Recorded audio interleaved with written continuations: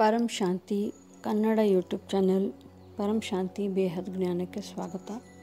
ಮಾತೆಯ ದಿವ್ಯ ಸಂದೇಶ ದಿನಾಂಕ 20 ಮಾರ್ಚ್ 2025. ಪರಂ ಮಹಾಶಾಂತಿ ಹೇ. ಬೇಹದ್ನ ಮಕ್ಕಳು ಸ್ವಪರಿವರ್ತನೆಯಿಂದ ವಿಶ್ವ ಪರಿವರ್ತನೆಯನ್ನು ಮಾಡುವವರು. ಬೇಹದ್ನ ದಾದಾಜಿಯ ಹೃದಯ ಸಿಂಹಾಸನದ ಮೇಲೆ ಕುಳಿತಿರುವವರು.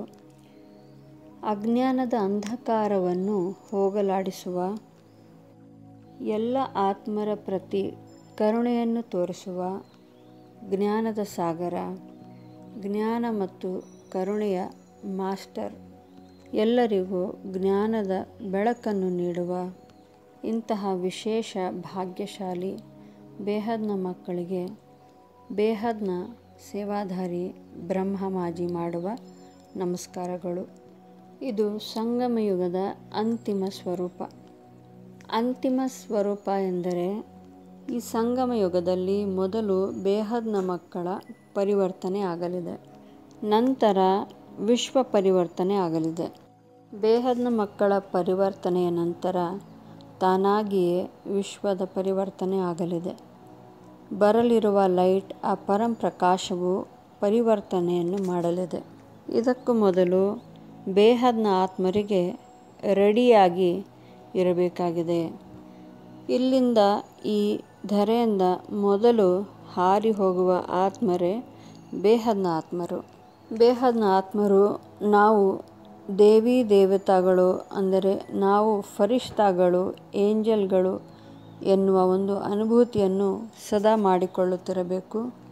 ಬೇಹದ್ನ ಕಲಾದ ಅನುಭೂತಿ ಸದಾ ಬೇಹದ್ನ ಕಲಾದಲ್ಲಿ ಬೇಹದ್ನ ದಾದಾಜಿಯವರಿಂದ ಪರಂ ಪ್ರಕಾಶವು ನಮ್ಮ ಆತ್ಮದಲ್ಲಿ ಇಳಿಯುತ್ತಿದೆ ಎನ್ನುವ ಅನುಭೂತಿಯನ್ನು ಸದಾ ಮಾಡಿಕೊಳ್ಳುತ್ತಿರಬೇಕು.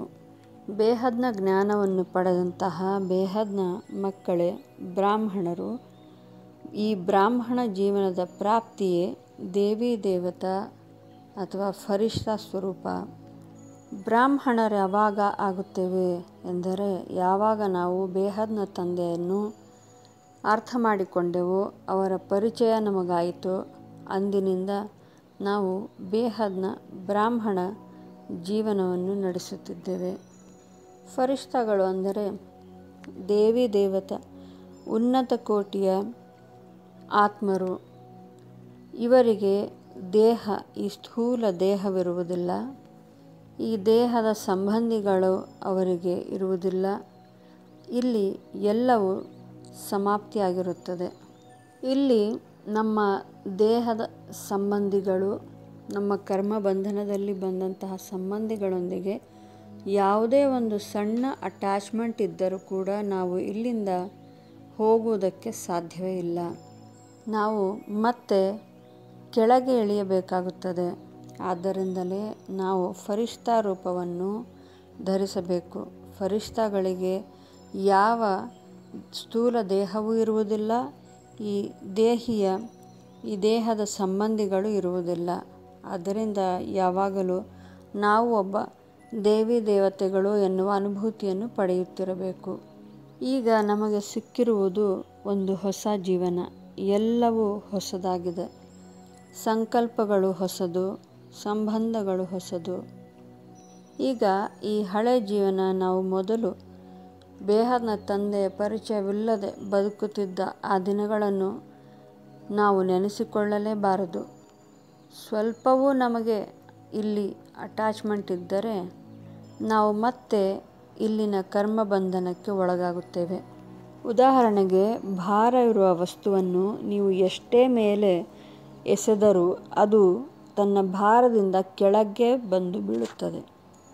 ಅದೇ ನಾವು ಬಹಳ ಹಗುರವಾಗಿರುವಂಥ ವಸ್ತುವನ್ನು ಮೇಲಕ್ಕೆ ಹಾರಿಸಿದಾಗ ಅದು ಬಹಳ ಮೇಲಕ್ಕೆ ಹಾರಿ ಹೋಗುತ್ತದೆ, ಹೊರತು ಕೆಳಗೆ ಇಳಿಯುವುದಿಲ್ಲ. ಅದೇ ರೀತಿ ಯಾವಾಗ ನಾವು ಒಬ್ಬ ಫರಿಷ್ಠಾ, ಏಂಜಲ್ ಅಥವಾ ದೇವಿ ದೇವತೆಗಳು ಎನ್ನುವ ಒಂದು ಅನುಭೂತಿಯನ್ನು ಪಡೆದುಕೊಳ್ಳುತ್ತಿರುತ್ತೇವೋ, ಆಗ ನಾವು ಮೇಲೆ ಹೋಗುವಂತಹ ಪುರುಷಾರ್ಥ ಮಾಡುವಲ್ಲಿ ಅದು ಬಹಳ ಸಹಕಾರಿಯಾಗುತ್ತದೆ.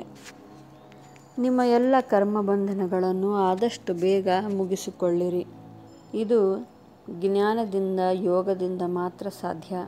ಹಗುರವಾಗಿರುವವರು ಅಂದರೆ ಯಾವುದೇ ಕರ್ಮಬಂಧನ, ದೇಹಿ ಮತ್ತು ದೇಹದ ಸಂಬಂಧಿಗಳ ಜೊತೆ ಅಟ್ಯಾಚ್ಮೆಂಟ್ ಇಲ್ಲದೆ ಇರುವವರು ಹಗುರವಾಗಿ ಹಾರಿ ಹೋಗುತ್ತಾರೆ.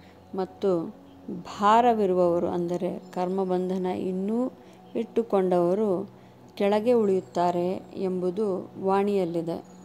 ಮರ್ಜೀವ ಎಂದರೆ ಭಾರದಿಂದ ಮುಕ್ತಿಯನ್ನು ಪಡೆಯುವವರು ಎಂದರ್ಥ.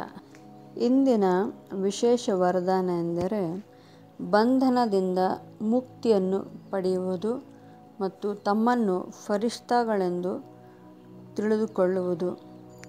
ಯಾವ ಬಂಧನವಿಲ್ಲದೆ ನಾನು ಹಗುರವಾಗಿದ್ದೇನೆ ಎಂಬುದನ್ನು ಎಂದಿಗೂ ಮರೆಯಬಾರದು. ನೀವು ಬೇಹದ್ನ ಸಂದೇಶಿ ಆತ್ಮರು. ಒಳ್ಳೆಯ ಪರಿವರ್ತನೆಯ ಸಂದೇಶವನ್ನು ನೀಡುವವರು, ಪರಿವರ್ತನೆಯನ್ನು ಮಾಡುವಂತಹ ಭಾಗ್ಯಶಾಲಿ ಪರಿವರ್ತಕ ಆತ್ಮರು. ಯಾವಾಗಲೂ ತಂದೆ ನಿಮಗೆ ನೀಡಿರುವ ವರದಾನಗಳನ್ನು, ಟೈಟಲ್ಗಳನ್ನು, ಅಂದರೆ ವಿಶ್ವ ಪರಿವರ್ತಕ ಆತ್ಮರು, ನೀವು ಕರುಣಾಮಯಿ ಆತ್ಮರು, ಭಾಗ್ಯಶಾಲಿ ಆತ್ಮರು, ಬೇಹದ್ನ ಮಕ್ಕಳೆಲ್ಲರೂ ವಿಶ್ವ ಸೇವಾಧಾರಿ ಆತ್ಮರು ಎಂತೆಲ್ಲ ಬಹಳಷ್ಟು ಟೈಟಲ್ಗಳನ್ನು ಕೊಟ್ಟಿದ್ದಾರೆ. ಇದನ್ನು ನೀವು ಯಾವಾಗಲೂ ನೆನಪಿಸಿಕೊಳ್ಳಬೇಕು. ಇದೆಲ್ಲಗಿಂತ ಬಹಳ ದೊಡ್ಡ ಟೈಟಲ್, ನೀವು ಬೇಹದ್ನ ಮಕ್ಕಳು, ಬೇಹದ ಪರಂಧಾಮದಿಂದ ಬಂದಿರುವಂತಹ ಮಕ್ಕಳು. ಇದನ್ನು ಎಂದಿಗೂ ಮರೆಯಬಾರದು. ಸ್ವತಃ ಆಲ್ಮೈಟಿಯೇ ಬಂದು ನಮಗೆ ಪಾಠ ಹೇಳಿಕೊಡುತ್ತಿದ್ದಾರೆ. ಬೇಹದ್ನ ತಂದೆ ನಮ್ಮ ಟೀಚರ್ ಆಗಿದ್ದಾರೆ. ಇದನ್ನು ಎಂದಿಗೂ ಮರೆಯಬಾರದು. ಬೇಹದ್ ಕಿ ಪರಂ ಪರಂ ಪರಂ ಮಹಾಶಾಂತಿ ಹೈ, ಮಹಾಶಾಂತಿ ಹೈ, ಮಹಾಶಾಂತಿ ಹೈ. ಬೇಹದ್ ಕಿ ಅವಿನಾಶಿ ಪರಂ ಶಾಂತಿ.